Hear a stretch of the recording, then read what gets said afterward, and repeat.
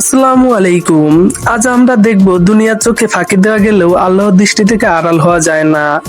একবার এক খলিফা উমর ইবনে খাত্তাব রাদিয়াল্লাহু তাআলা রাতে ছদ্মবেশে মদিনার রাস্তা দিয়ে হেঁটে যাচ্ছিলেন। তিনি শুনতে পেলেন একটি বাড়ির ভেতর থেকে এক মাতার মেয়েকে বলছেন দুধের সাথে পানি মিশিয়ে দাও, তাহলে বেশি টাকা পাওয়া যাবে। মেয়েটি সঙ্গে সঙ্গে জবাব দিল, মা, খলিফা উমর তো দুধের সাথে পানি মেশাতে নিষেধ করেছেন। মা বললেন, রাত গভীর, উমর তো আর এখানে দেখছেন না। মেয়েটি দৃঢ়ভাবে উত্তর দিল, মা, উমর হয়তো দেখছে না, কিন্তু যিনি উমরের রব সেই আল্লাহ তো সবকিছু দেখছেন। আমি কখনোই আল্লাহর ভয়ে তার হুকুমের খেলাপ করব না। খলিফা উমর রাদিয়াল্লাহু এই কথা শুনে এতটাই প্রভাবিত হলেন যে তিনি পরদিন সেই সৎ মেয়েটির খোঁজ নিলেন এবং তার সাথে তার ছেলে আসিম ইবনে উমরের বিয়ে দিলেন। এই গল্প থেকে আমাদের শিক্ষা, সত্যিকারের সততা আসে মানুষের ভয়ে নয়, বরং আল্লাহর ভয়ে। যখন আমরা একা থাকি, তখনও যদি আমাদের মনে এই বিশ্বাস থাকে যে আল্লাহ আমাদের দেখছেন, তখনই আমরা সর্বোচ্চ নৈতিকতা পরিচয় দিতে পারি। আসলে আমরা জীবনের প্রতিটি পদক্ষেপে মনে রাখি আমাদের প্রতিটি কাজ আল্লাহর কাছে উন্মুক্ত। আমাদের সততাই আমাদের সবচেয়ে বড় সম্পদ।